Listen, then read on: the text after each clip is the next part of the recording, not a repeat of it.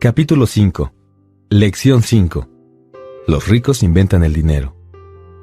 Con frecuencia, quienes prosperan en el mundo real no son los inteligentes, sino los temerarios.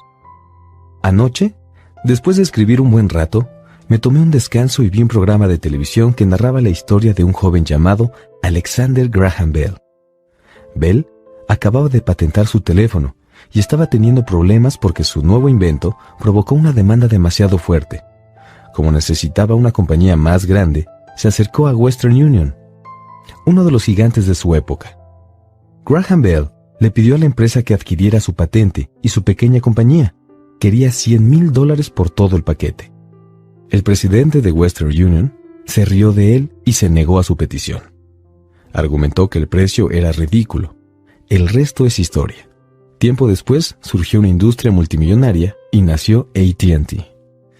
En cuanto terminó el programa biográfico sobre Graham Bell, comenzaron a transmitir las noticias. En ellas hablaron de otro recorte de personal en una compañía local. Los trabajadores estaban molestos y se quejaban de que los dueños de la compañía estaban siendo injustos. Un gerente de unos 45 años, al que despidieron, tenía junto a él a su esposa y a sus 2 bebés, y le suplicaba a los guardias de seguridad que le permitieran hablar con los dueños para convencerlos de que volvieran a contratarlo. Acababa de comprar una casa y tenía miedo de perderla. La cámara se enfocó en su súplica para que el mundo entero fuera testigo. Sobra decir que llamó mucho mi atención. He impartido educación financiera desde 1984. Es una experiencia maravillosa y muy gratificante, pero al mismo tiempo perturbadora.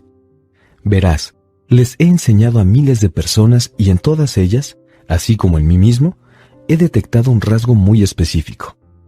Aunque tenemos un gran potencial y fuimos bendecidos con dones, a todos nos detienen, hasta cierto punto, las dudas que tenemos sobre nosotros mismos. No se trata tanto de la falta de información técnica, sino de falta de confianza. Este rasgo les afecta más a unos que a otros. En cuanto dejamos la escuela, descubrimos que los títulos académicos y las buenas calificaciones no son lo que más importa. En el mundo real, afuera de las universidades, se requiere de algo más. He escuchado a la gente llamarle de muchas formas: agallas, pantalones, valor, temeridad, audacia, desenfado, tenacidad e inteligencia. Este factor, como quiera que se le llame, es el que al final decide el futuro de uno por encima de las calificaciones escolares. Debo decir que en el fondo, todos somos individuos con agallas, valor, inteligencia y audacia. Pero por desgracia, en nosotros también existe el otro lado de la moneda, ese personaje que podría arrodillarse y suplicar de ser necesario. Después de pasar un año en Vietnam como piloto del Cuerpo de Marina, llegué a conocer a fondo esas 2 personalidades que convivían dentro de mí, y me di cuenta de que ninguna es superior a la otra. No obstante, como maestro descubrí que el miedo excesivo y la falta de confianza en uno mismo eran los 2 elementos que más limitaban al genio de cada individuo. Me rompió el corazón ver a estudiantes que sabían las respuestas, pero carecían del valor para responder y actuar. Con frecuencia, quienes avanzan en el mundo real no son los inteligentes, sino los temerarios. Por experiencia personal, puedo decir que el genio financiero exige tanto conocimiento técnico como valentía, porque si el miedo es demasiado fuerte, entonces logra inhibir al genio. En mis clases les recomiendo mucho a mis alumnos que aprendan a correr riesgos y a permitir que su genio transforme el miedo en poder y lucidez. A unos les funciona y a otros les aterra. Me he llegado a dar cuenta de que, en lo que se refiere al dinero, la mayoría de la gente prefiere jugar a la segura. Muchas veces he tenido que enfrentarme a preguntas como: ¿para qué arriesgarse? ¿Por qué debería tomarme la molestia de desarrollar mi IQ financiero? ¿Por qué tengo que recibir educación financiera? Y en esos casos, siempre respondo: sencillamente para tener más opciones. Verás, nos esperan muchos cambios en el futuro. En los próximos años habrá más gente como el joven inventor Alexander Graham Bell. También habrá cientos de personas como Bill Gates y cada año surgirán en todo el mundo empresas de éxito abrumador como Microsoft. Por otra parte, también habrá más gente y negocios que irán a la bancarrota. Habrá más despidos y recortes. Entonces, ¿para qué tomarse la molestia de desarrollar el IQ financiero? Solo tú puedes responder a eso. Sin embargo, te diré mis razones personales para hacerlo. Yo lo hago porque vivimos en una era demasiado emocionante. Prefiero abrirle los brazos al cambio en lugar de temerle. Prefiero alegrarme por la perspectiva de hacer millones en lugar de preocuparme por no obtener un aumento. El periodo que vivimos ahora es tan emocionante como inusitado en la historia mundial. Dentro de varias generaciones, la gente mirará hacia atrás y señalará lo fascinante que debió haber sido la era en que murió lo viejo y nació lo nuevo. Una época llena de agitación y pasión. Y entonces, ¿por qué tomarte la molestia de desarrollar tu IQ financiero? Porque si lo haces, prosperarás en gran medida, y si no, este periodo será muy aterrador. Verás a algunos moverse con osadía mientras los demás se aferran a viejos y desgastados salvavidas. Hace 300 años, la tierra era la mayor riqueza. Quien poseía tierras era rico. Más adelante, la riqueza la conformaron las fábricas y la producción, y entonces los Estados Unidos dominaron. Los industriales se convirtieron en los poseedores de la riqueza. Actualmente, todo se centra en la información, y el problema es que ésta vuela por el mundo a la velocidad de la luz. A la nueva riqueza no la pueden limitar las fronteras, de la misma manera que sucedía con la tierra y las fábricas. Los cambios serán cada vez más rápidos y dramáticos. Habrá un incremento brutal en el número de nuevos multimillonarios y también habrá muchos que se quedarán atrás. Hoy en día veo a mucha gente que se pasa la vida batallando, que trabaja más solo por aferrarse a ideas rancias, se resiste al cambio y quiere que las cosas sean como antes. Sé de personas que pierden sus empleos o sus casas y culpan a la tecnología, a la economía o a sus jefes. Por desgracia, no se dan cuenta de que el problema son ellas mismas. Las ideas viejas se vuelven su mayor pasivo, pues no logran ver que si bien en el pasado esas mismas nociones eran activos, el pasado se ha ido ya. Una tarde estaba enseñando cómo invertir. Para eso hice uso de una herramienta que yo mismo inventé, el juego de mesa Cashflow. Una amiga trajo a una conocida suya a la clase. Esta amiga de mi amiga se acababa de divorciar y quedó muy mal en el aspecto económico después de firmar su convenio económico. Ahora estaba en busca de respuestas. Nuestra amiga en común creyó que mi clase le ayudaría. El juego fue diseñado para ayudarle a la gente a aprender cómo funciona el dinero. Al jugarlo, se aprende sobre la interacción del estado financiero y el balance general. Las personas entienden cómo se desliza el flujo de efectivo entre ambos y descubren que, si quieren volverse ricas, deben empeñarse a incrementar el flujo de efectivo mensual de la columna de activos, hasta el punto en que exceda los gastos de ese mismo periodo. En cuanto alguien logra lo anterior, puede escapar de la carrera de la rata y meterse al carril de alta. Como ya dije antes, algunos odian el juego y otros lo adoran. Algunos más, de plano, no lo entienden. Esta mujer perdió una oportunidad invaluable de aprender algo aquella noche. En la primera ronda, sacó una tarjeta con una baratija. En ella aparecía un bote. Al principio, la recién divorciada se puso feliz. «Oh, tengo un bote», dijo. Pero luego, cuando su amiga trató de explicarle cómo funcionaban los números en su estado financiero y en el balance general, se sintió frustrada porque nunca le gustaron las matemáticas. El resto de los participantes esperó mientras la amiga continuaba explicando la relación entre el estado financiero, el balance general y el flujo de efectivo. De repente, cuando se dio cuenta de cómo funcionaban los números, comprendió que el bote se la estaba comiendo viva. Más adelante, la despidieron de su empleo y tuvo un hijo en el juego. Fue una experiencia espantosa para ella.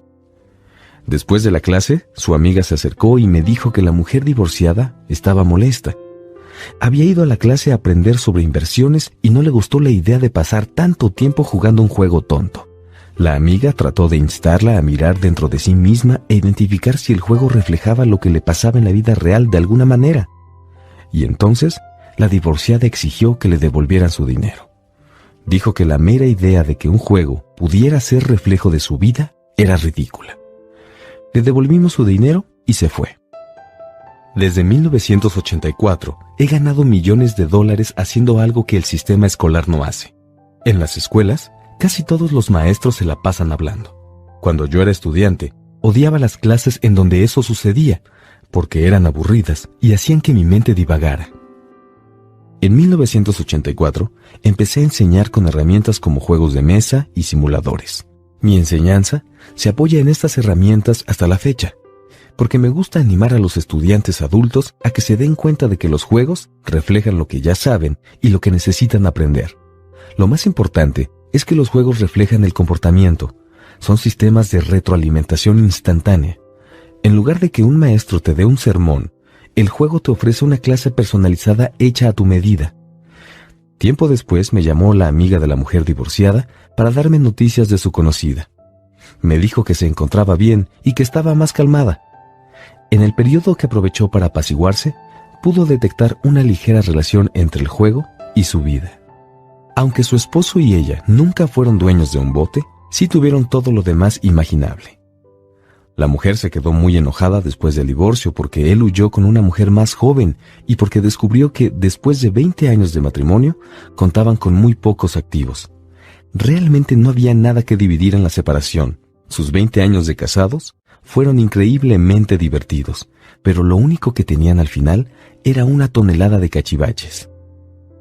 La mujer divorciada descubrió que su molestia al hacer cuentas, en el estado financiero y el balance general, provenía de la vergüenza que sentía porque no entendía nada. Siempre creyó que las finanzas eran asunto de hombres. Ella cuidaba la casa y cocinaba para los invitados, mientras él se encargaba de lo económico. Ahora estaba segura de que los últimos 5 años de matrimonio, él ocultó dinero para que ella misma no supiera que lo tenía. Estaba enojada consigo misma por no estar al tanto del destino de los recursos, ni haber notado la existencia de la otra mujer. El mundo, al igual que en el juego de mesa, nos ofrece retroalimentación instantánea todo el tiempo. Y si prestáramos más atención, nos percataríamos de mucho más. Un día, hace no mucho tiempo, me quejé con mi esposa de que mis pantalones se habían encogido en la tintorería. Ella sonrió y me dio un codazo en el estómago para informarme que los pantalones no se encogieron, que quien se había expandido era yo. El juego de mesa Cashflow fue diseñado para darle retroalimentación personalizada a cada quien. Su propósito es brindarte opciones. Si sacas la tarjeta del bote y eso te pone en deuda, la pregunta es, ¿qué puedes hacer ahora? ¿Cuántas opciones financieras distintas puedes mencionar? Ese es el propósito. Enseñarle a los jugadores a pensar y a diseñar varias opciones financieras nuevas y distintas. Miles de personas en todo el mundo ya lo jugaron. Quienes logran salir de la carrera de la rata más rápido entienden de números, tienen mentes creativas en el aspecto financiero y reconocen las distintas opciones. No es raro que la gente rica sea creativa y corra riesgos bien calculados. A quienes les toma más tiempo salir de la carrera, por lo general no están familiarizados con los números y no entienden las bondades de la inversión. Algunas de las personas que juegan Cashflow ganan mucho dinero en el juego, pero no saben qué hacer con él. A pesar de que lo tienen, los otros jugadores parecen avanzar más. Eso también sucede en la vida real. Hay mucha gente que es muy adinerada, pero está estancada en el aspecto económico. Limitar tus opciones es lo mismo que aferrarte a las ideas viejas. Tengo un amigo de la preparatoria que actualmente tiene 3 empleos. Hace años era el más rico de todos mis compañeros, pero después, cuando cerró la plantación local de azúcar, la compañía para la que trabajaba se vino abajo. En su mente solo tenía una opción, la típica, trabajar muy duro. El problema fue que no pudo encontrar un empleo equivalente en el que le reconocieran el tiempo que llevaba empleado para la otra compañía. Como resultado, ahora está sobrecalificado para los otros trabajos que tiene, y sus salarios son más bajos. Tiene que trabajar en 3 lugares distintos y solo gana lo suficiente para sobrevivir. En muchas ocasiones he visto que algunas personas que juegan Cashflow se quejan de que nunca les salen las tarjetas con buenas oportunidades, y por eso se quedan sin hacer nada. También sucede en la vida real. Muchos se quedan esperando a que les llegue su gran oportunidad. También me ha tocado ver a gente a la que sí les llega la oportunidad perfecta, pero no tiene dinero para aprovecharla. Son los mismos que luego se quejan de que ya habrían salido de la carrera de la rata si hubieran tenido los recursos necesarios, y también se quedan sin hacer nada. Lo mismo pasa en la vida real. Muchos se topan con grandes propuestas, pero no tienen dinero en el momento indicado. Y para colmo, también he visto a algunos sacar una tarjeta con una gran oportunidad, leerla en voz alta y quedarse con cara de no tener idea de lo que tienen en las manos. Cuentan con el dinero, el momento es idóneo, les llega la tarjeta, pero aún así no pueden identificar lo que está ante su nariz. No descubren que coincide a la perfección con su plan financiero para escapar de la carrera de la rata. En la vida real conozco a más gente de este último tipo que de todos los otros combinados. La oportunidad de su vida les pasa por enfrente y no la ven. Un año después se enteran cuando ya todo mundo se volvió rico. La inteligencia financiera se trata solamente de tener más opciones. Si las oportunidades no se te presentan, ¿qué más puedes hacer para mejorar tu situación financiera? Si una oportunidad te cae en el regazo y no tienes dinero, y el banco no quiere ni dirigirte la palabra, ¿qué puedes hacer para que esa oportunidad te beneficie? Si tu corazonada es incorrecta y aquello con lo que has estado contando no sucede, ¿cómo puedes transformar un limón en millones? Eso es inteligencia financiera. No se trata tanto de lo que sucede, sino de cuántas soluciones distintas se te pueden ocurrir para volverte rico. Se trata de cuán creativo puedes ser para resolver problemas económicos. La mayoría de la gente solo conoce una solución: trabajar duro, ahorrar y pedir prestado. Entonces, ¿para qué tomarte la molestia de incrementar tu inteligencia financiera? Porque quieres ser el tipo de persona que está interesada en crear su propia suerte. Porque así podrás tomar lo que te llegue y mejorarlo. Muy pocos se dan cuenta de que la suerte, al igual que el dinero, se crea. Y si tú quieres ser más afortunado y generar más dinero en lugar de continuar trabajando duro, entonces es fundamental que desarrolles tu inteligencia financiera. Si eres el tipo de persona que está esperando a que suceda lo correcto, podrías quedarte así por mucho tiempo. Es como esperar a que todos los semáforos se pongan en verde antes de iniciar un viaje de 8 kilómetros. Siendo niños, Padre Rico nos repitió constantemente a Mike y a mí que el dinero no es real. A veces, nos recordaba cuán cerca estuvimos de descubrir el secreto del dinero aquel día que nos juntamos y nos pusimos a fabricar dinero con plomo y yeso de París. Los pobres y la clase media trabajan para obtener dinero, decía. Los ricos lo hacen. Entre más real creas que es el dinero, más duro trabajarás para obtenerlo. Pero si llegas a asimilar que el dinero no es real, te volverás rico en menos tiempo. ¿Entonces qué es? Era la pregunta que nosotros le hacíamos. ¿Qué es el dinero si no es real? Aquello que creemos que es.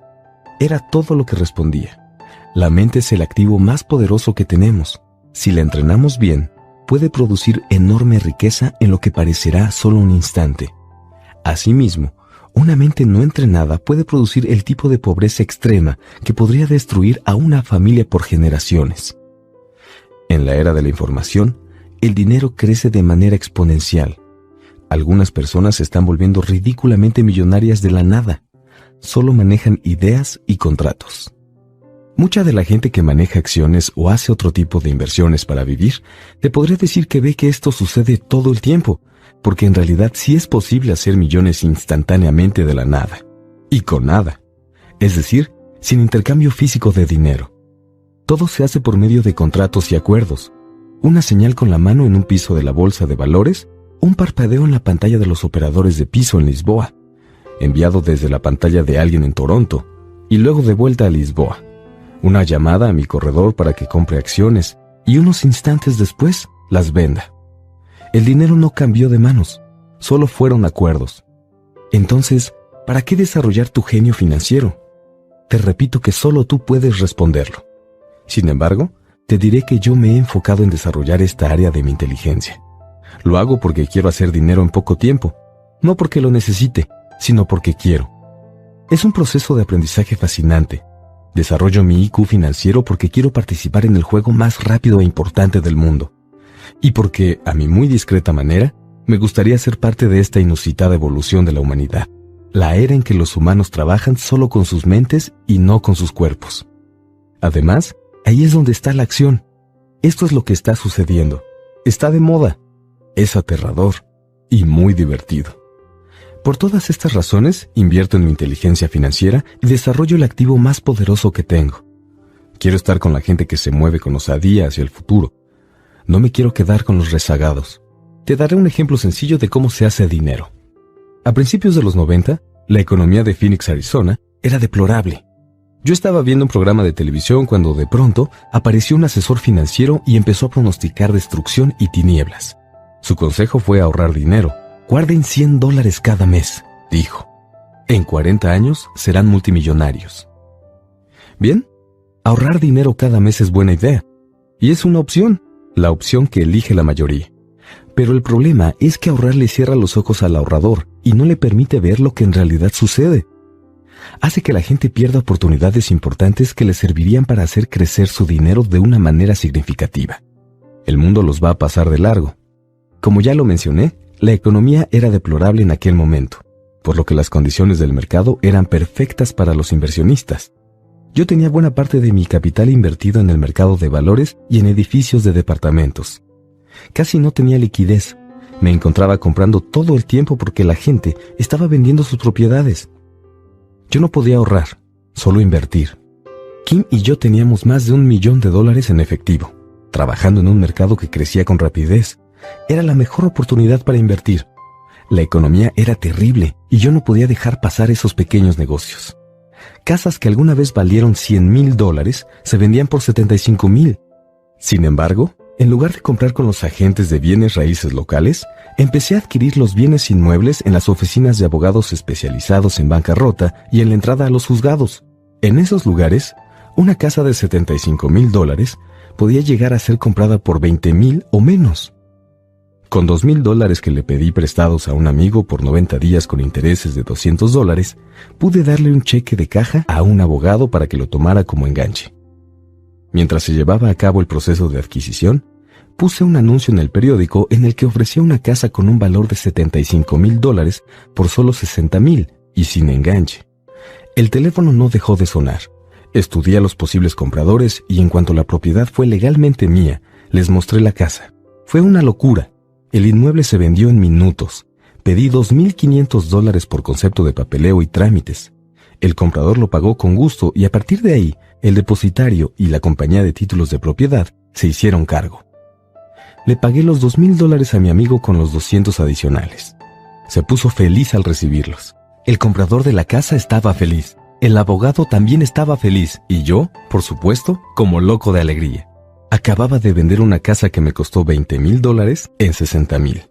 Los $40,000 de diferencia se produjeron a partir de dinero que tenía en la columna de activos en forma de una carta promesa o pagaré del comprador. Tiempo invertido, 5 horas. En el contexto de ese mercado tan deprimido, Kim y yo pudimos hacer 6 de estas sencillas transacciones en nuestro tiempo libre. Mientras la mayor parte de nuestro tiempo estaba invertido en propiedades grandes y el mercado de valores, pudimos generar más de $190,000 en activos, con pagarés al 10% de interés, con esas transacciones a las que yo llamo compra, crea y vende. Esto asciende a un ingreso anual de $19,000, gran parte del cual está protegido por nuestra corporación privada. También, una parte sustancial de los $19,000 sirve para pagar los automóviles, gasolina, viajes, seguros, comidas con clientes y otros gastos de nuestra compañía. Para cuando el gobierno tiene la oportunidad de cobrar impuestos sobre ese dinero, nosotros ya los usamos para cubrir gastos, de una manera legal y permitida, con dinero antes de impuestos. Este fue un ejemplo sencillo de cómo se puede inventar dinero, crearlo y protegerlo con tan solo aplicar inteligencia financiera. Pregúntate, ¿cuánto tiempo me tomaría ahorrar $190,000? ¿El banco te pagaría el 10% de interés sobre tu dinero? Y el pagaré tiene validez por 30 años.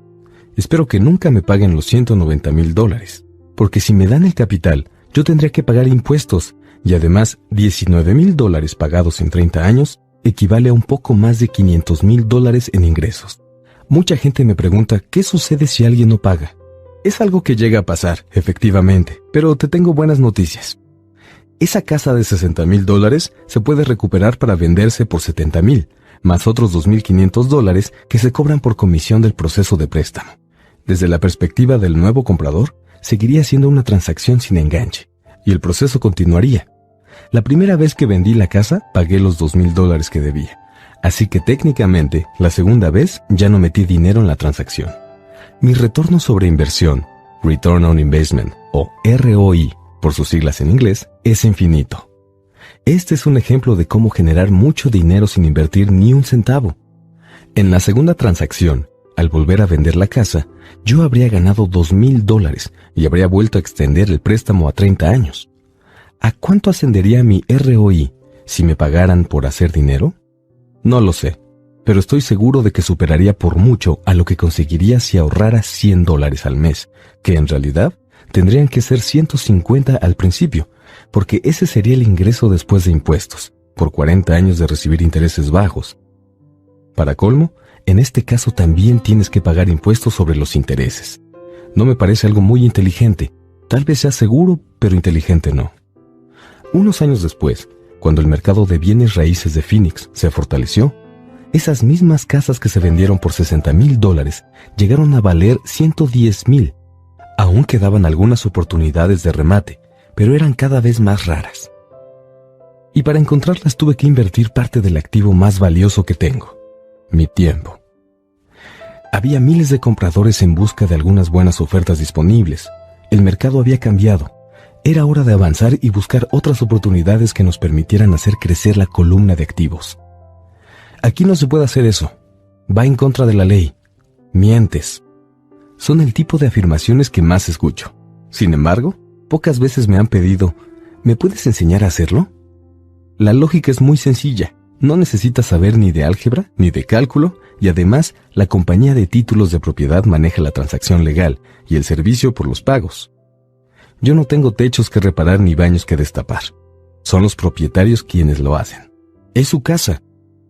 A veces sucede que alguien no paga, pero eso es maravilloso porque hay cargos por morosidad. Y si no, la gente tiene que abandonar la propiedad y ésta se vuelve a vender. El sistema legal se encarga de eso. Puede ser que no funcione en tu ámbito porque las condiciones del mercado son distintas, pero el ejemplo ilustra la manera en que un sencillo proceso financiero puede generar cientos de miles de dólares con una inversión modesta y poco riesgo. Es una demostración de lo que sucede cuando el dinero solo tiene la opción de comportarse bien. Además, cualquiera que haya terminado la preparatoria puede hacerlo. A pesar de todas las ventajas, mucha gente no hará algo así porque casi todo mundo prefiere escuchar los consejos tradicionales. Trabaja mucho y ahorra dinero. En mi ejemplo, se generaron aproximadamente $190,000 en la columna de activos con 30 horas de trabajo y además no hubo necesidad de pagar impuestos. ¿Qué te suena más difícil? 1. Trabajar duro, pagar el 50% en impuestos, ahorrar lo que te queda, que tus ahorros ganen el 5% por el que también pagarás impuestos, o 2. Invertir tiempo para desarrollar tu inteligencia financiera, dominar el poder de tu cerebro y de la columna de activos. Si eliges la primera opción, asegúrate de incluir cuánto tiempo te tomará ahorrar $190,000, ya que el tiempo es uno de tus activos más valiosos. Ahora tal vez entiendes por qué sacudo la cabeza en silencio cuando escucho a muchos padres decir, a mi hijo le va bien en la escuela y está recibiendo una buena educación. Tal vez es buena, pero ¿es adecuada? Sé que la estrategia de inversión que se mencionó anteriormente es modesta, pero la usé para ilustrar cómo se puede crecer a partir de algo pequeño. Insisto en que mi éxito refleja la importancia de tener cimientos financieros fuertes, lo que solo puede suceder con una educación sólida. Sé que ya lo mencioné, pero vale la pena repetir que a la inteligencia financiera la conforman las siguientes habilidades técnicas. 1. Contabilidad. La contabilidad es el alfabetismo financiero o la habilidad de leer números. Es un talento fundamental y necesario para quien quiere construir negocios o hacer inversiones. 2. Inversiones. Invertir es la ciencia de hacer dinero con dinero. 3. Comprensión de los mercados. La comprensión de los mercados se refiere a la ciencia de la oferta y la demanda. Alexander Graham Bell le dio al mercado lo que éste quería. También Bill Gates lo hizo. Vender una casa de $75,000 que se ofrece a $60,000 y que costó $20,000 también es resultado de lo que sucede cuando se aprovecha una oportunidad creada por el mercado. Alguien quería comprar y alguien más quería vender. 4. La ley. La ley es el conocimiento de la contabilidad, el sistema corporativo y de las regulaciones estatales y federales. Yo te recomiendo que obedezcas las reglas del juego, ya sea por medio de la adquisición de casas modestas, edificios de departamentos, empresas, acciones, bonos, metales preciosos, tarjetas de béisbol o cualquier cosa similar. Para tener éxito en tu búsqueda de la riqueza, necesitarás estos cimientos básicos o digamos la combinación de las habilidades mencionadas. Unos años después de la experiencia que relaté, El mercado de los bienes raíces repuntó y todo mundo quiso participar. La bolsa de valores estaba en auge y también todos quisieron beneficiarse. La economía estadounidense se estaba recuperando. Yo empecé a vender y en ese entonces viajaba a Perú, Noruega, Malasia y Filipinas.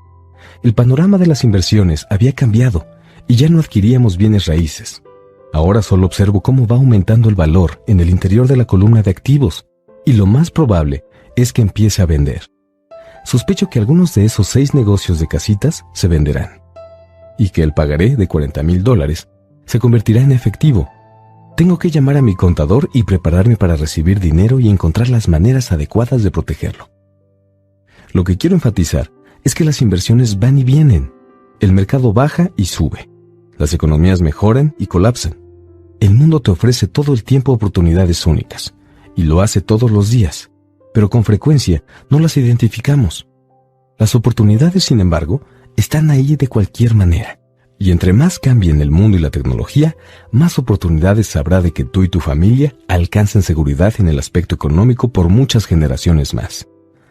Entonces, ¿por qué tomarte la molestia de desarrollar tu inteligencia financiera? Te repito, que solo tú puedes responderlo. Yo sé bien por qué sigo aprendiendo y desarrollándome. Lo hago porque sé que los cambios son inminentes y porque prefiero recibirlos con los brazos abiertos que aferrarme al pasado. Sé que habrá auges en el mercado y que también habrá colapsos.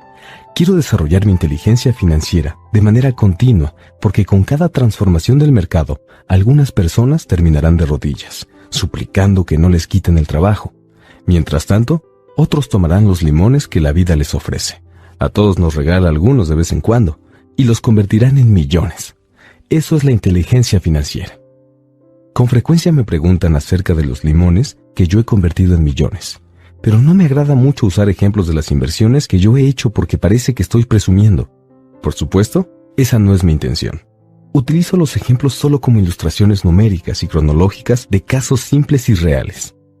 Lo hago porque quiero que sepas que es sencillo y porque entre más te familiarices con los 4 pilares de la inteligencia financiera, más fácil te será hacerlo por cuenta propia. En lo personal, uso 2 vehículos principales para el crecimiento financiero: bienes raíces y acciones de baja capitalización. Los bienes raíces son mi base. Día tras día, las propiedades me proveen un flujo de efectivo y, en ocasiones, incrementos repentinos en valor. Las acciones de baja capitalización las uso para el crecimiento acelerado. Debo señalar que no estoy recomendando que hagas nada de lo que yo hago. Los ejemplos son eso, ejemplos. Si la oportunidad es demasiado compleja y no entiendo bien la inversión, no participo. Lo único que necesitas para que te vaya bien en el aspecto económico es manejar un nivel sencillo de matemáticas y contar con sentido común. Existen 5 razones por las que uso ejemplos. 1. Para inspirar a la gente a que aprenda más. 2. Para hacer saber que el proceso es sencillo si los cimientos son sólidos. 3. Para demostrar que cualquier persona puede adquirir gran riqueza. 4. Para demostrar que hay millones de formas de alcanzar tus objetivos. 5. Para demostrar que esto no es física nuclear. En 1989, solía trotar en los alrededores de un encantador vecindario de Portland, Oregón. Era en los suburbios y había casitas como de cuentos de hadas. Todas ellas eran pequeñas y lindas. De hecho, en cualquier momento esperaba encontrarme a Caperucita Roja saltando por la acera camino a casa de su abuelita. A pesar de lo agradable del lugar, por todos lados se veían anuncios que decían «Se vende». El mercado maderero estaba en terribles condiciones. La bolsa de valores acababa de colapsar y la economía estaba en depresión. Un día noté un letrero más alargado que los demás. Se veía viejo. Al pasar trotando por ahí, me encontré al dueño. Lucía abrumado. «¿Cuánto pide por su casa?», le pregunté. El propietario volteó y sonrió discretamente. «Hágame una oferta», contestó. «Lleva todo el año en venta. Ya nadie se acerca para verla». «Yo quiero verla», dije. Media hora después, compré la casa por $20,000 menos de lo que pedía el dueño. Era una adorable casita de 2 habitaciones con coloridos marcos en todas las ventanas. Era de color azul con acentos grises y databa de la década de los 30. En el interior había una hermosa chimenea. Las habitaciones eran pequeñitas.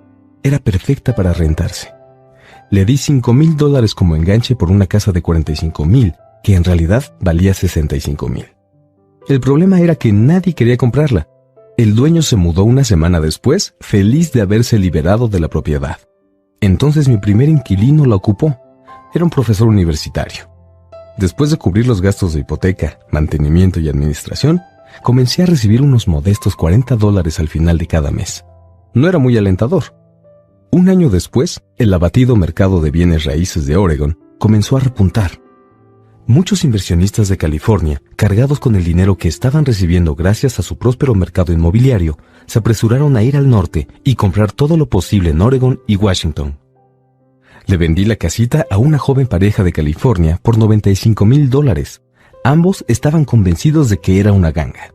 Las ganancias de capital, de $40,000 aproximadamente, participaron en un intercambio de impuestos diferidos que ofrece la sección 1031 de impuestos internos.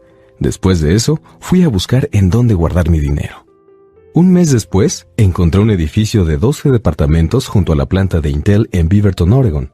Los dueños vivían en Alemania y no tenían idea de lo que valía el lugar. Como en los casos anteriores, solo querían deshacerse del inmueble. Les ofrecí $275,000 por un edificio de $450,000. Aceptaron vendérmelo por $300. Lo compré y lo conservé por 2 años. Haciendo uso del mismo proceso de intercambio de la sección 1031, lo vendimos por $495,000 y adquirimos un edificio de 30 departamentos en Phoenix, Arizona. Para ese entonces, Kim y yo ya nos habíamos mudado allá con el objetivo de librarnos de la lluvia. Además, necesitábamos vender de todas formas. Al igual que el mercado de bienes raíces de Oregon, el de Phoenix también se encontraba deprimido. El edificio de 30 departamentos tenía un valor de $875,000 y el enganche era de $225,000. El flujo de efectivo que generaban los 30 departamentos era de poco más de $5,000 mensuales.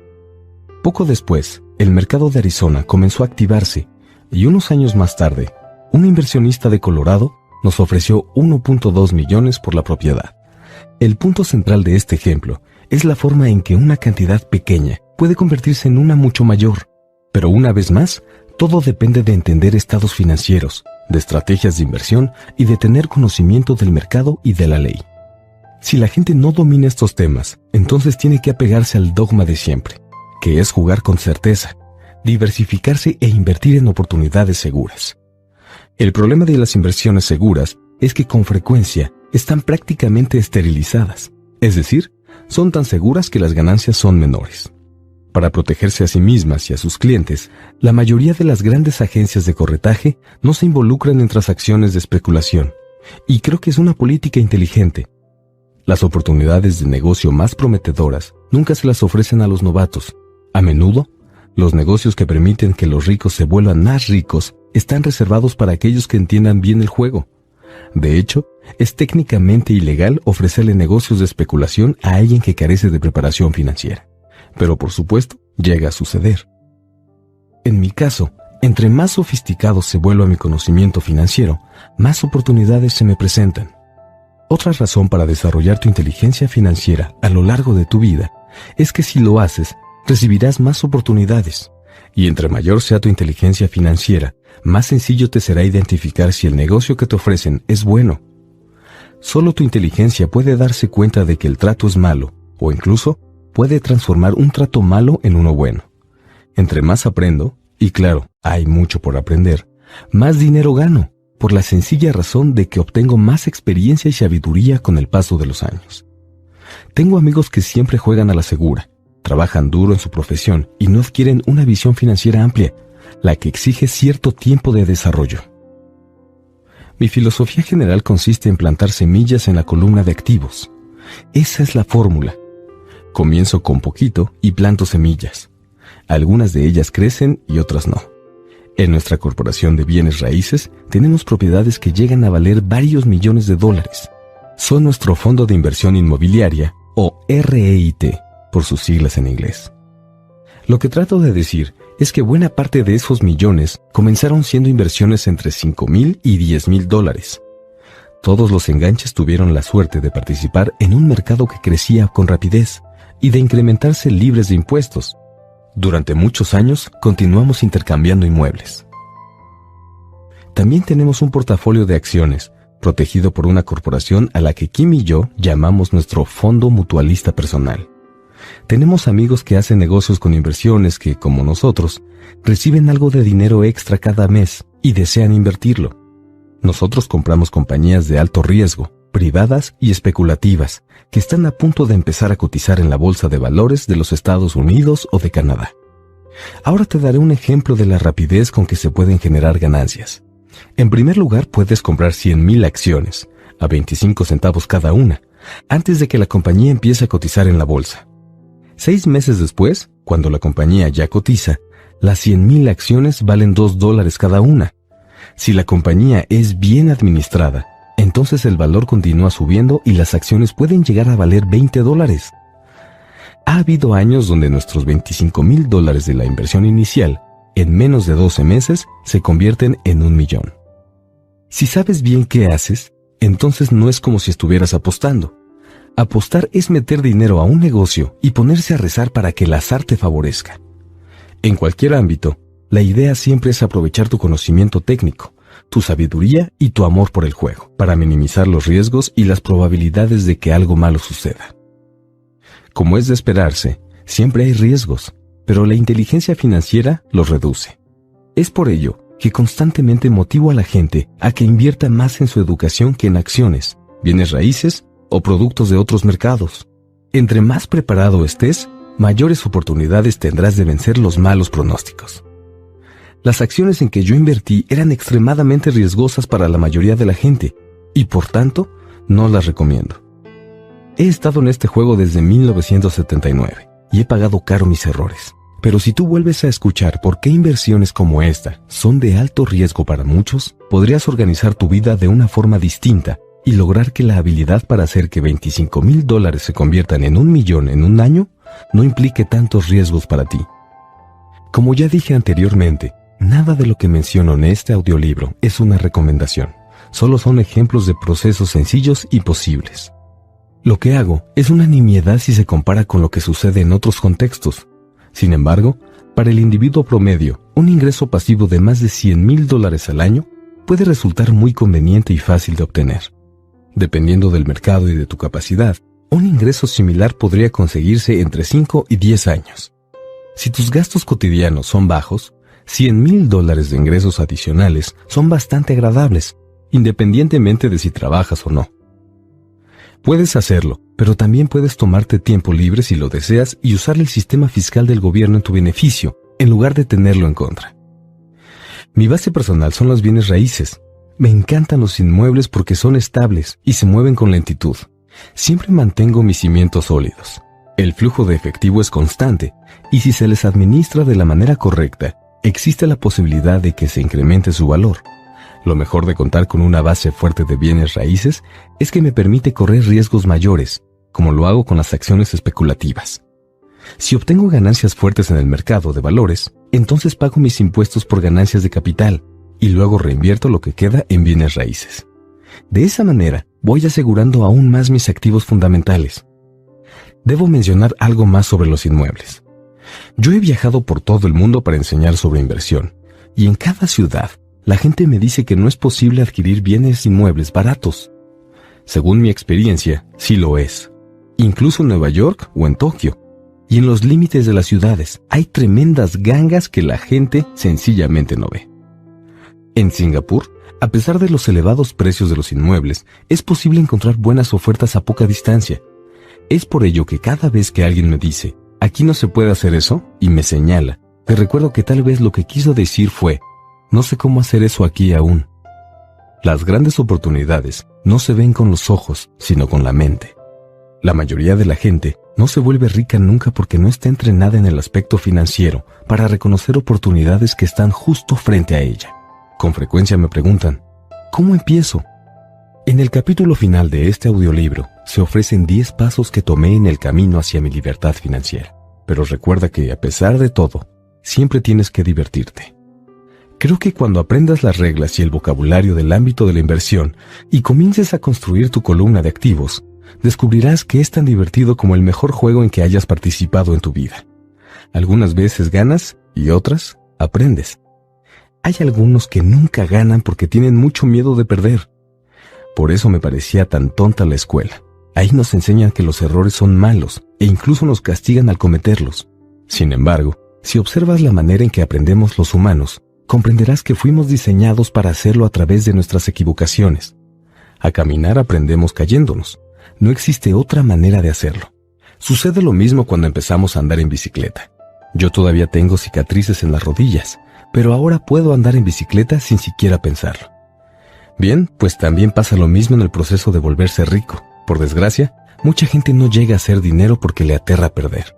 Ese no es el caso de los ganadores porque, a diferencia de quienes nunca tienen éxito, ellos no temen perder.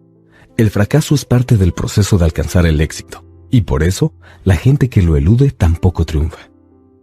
Yo veo al dinero de la misma manera que veo un juego de tenis. Juego fuerte, cometo errores, los corrijo, cometo más errores, los vuelvo a corregir y mejoro. Si pierdo el juego, me acerco a la red, estrecho la mano de mi oponente, sonrío y digo, te veo el próximo sábado. Existen dos tipos de inversionistas. El primer tipo, que es también el más común, es el de las personas que adquieren inversiones en paquete. Le llaman a un distribuidor que, en este caso, equivaldría a una empresa de bienes raíces, a un corredor de bolsa o un asesor financiero y compran algo. Puede ser un fondo mutualista, un REIT, acciones o bonos. Esta es una forma limpia y sencilla de invertir. Es algo parecido al comprador que va a una tienda de computadoras y adquiere una directamente de los exhibidores. El segundo es el de los inversionistas, que crean inversiones. Por lo general, este inversionista arma un negocio de la misma manera que alguien que compra componentes para construir una computadora. Yo no tengo idea de qué se necesita para ensamblar componentes, pero sí sé muy bien cómo juntar oportunidades. Y si algo me sobrepasa, también conozco a gente que sabe hacerlo. El segundo tipo de inversionista es más profesional. A veces le puede tomar varios años reunir todas las piezas, e incluso eso podría no suceder jamás. Sin embargo, este es el tipo de inversionista que mi padre rico insistió en que me convirtiera. Resultó fundamental aprender a reunir las piezas, porque solo así se pueden obtener enormes ganancias, y a veces incluso pérdidas terribles si es que la marea se pone en tu contra. Si deseas ser inversionista del segundo tipo, necesitas desarrollar 3 habilidades. 1. Encuentra una oportunidad que nadie más haya detectado. Recuerda que debes ver con la mente lo que otros no detectan con la mirada. Un amigo mío, por ejemplo, compró una casa vieja y destartalada. Daba miedo verla, y todo mundo se preguntaba por qué la había comprado. Pero lo que él alcanzó a ver que nosotros no, fue que la casa incluía 4 lotes baldíos. Eso lo descubrió cuando visitó la compañía de títulos de propiedad. Poco después de adquirir la casa, la demolió y le vendió los 5 lotes a una constructora por 3 veces el valor de lo que él pagó por el paquete. En 2 meses de trabajo, obtuvo $75,000. Tal vez no sea una fortuna, pero sí supera el salario mínimo por mucho. Y además, el proceso no presentó dificultades técnicas. 2. Reúne dinero. La persona promedio solo va al banco. En cambio, este segundo tipo de inversionista necesita saber cómo reunir capitales, y que existen varias maneras de hacerlo sin necesidad de acudir a una institución bancaria. Para empezar, yo aprendí a comprar casas sin ese tipo de ayuda, y lo más valioso del proceso, más que la obtención misma de las casas, fue el hecho de aprender a reunir dinero. A menudo escucho a la gente decir, el banco no me va a prestar dinero. No tengo dinero para comprarlo. Si quieres ser un inversionista del segundo tipo, tienes que aprender a hacer lo que le impide avanzar a la demás gente. En otras palabras, la mayoría permite que su falta de dinero le impida hacer un negocio. Si tú puedes vencer ese obstáculo, estarás a millones de distancia de quienes nunca adquieren las habilidades necesarias. En muchas ocasiones, he comprado casas, acciones y otros inmuebles sin tener un centavo en el banco. Una vez adquirí un edificio de departamentos con valor de $1.2 millones por medio de un contrato escrito entre vendedor y comprador. Hice lo que se conoce como inmovilización de bienes inmuebles. Luego reuní el depósito de $100,000, con lo que conseguí 90 días para juntar el resto del dinero. ¿Por qué lo hice? Pues porque sabía que la propiedad tenía un valor de 2 millones. Pero nunca junté el dinero. En lugar de eso, la persona que puso los $100,000 me dio $50,000 por haber dado aquella oportunidad. Luego tomó mi lugar y me permitió salir del trato. Tiempo total trabajado, 3 días. En este caso, como en los anteriores, se trata más de lo que sabes que de lo que adquieres. Invertir no significa comprar, tiene que ver en realidad con tener conocimiento. 3. Organiza a gente inteligente. La gente inteligente es la que trabaja con o contrata a una persona más inteligente que ella misma. Si necesitas consejos, asegúrate de elegir bien a tu asesor. Como verás, hay mucho que aprender, pero la recompensa puede ser astronómica. Si no quieres aprender esas habilidades, entonces te recomiendo ampliamente que solo seas inversionista tipo 1. Pero recuerda que la mayor riqueza radica en lo que sabes, y que por ende, lo que no sabes es el riesgo más grande que puedes correr. Siempre pueden surgir contingencias, por eso, lo mejor es que aprendas a manejar los riesgos en lugar de eludirlos.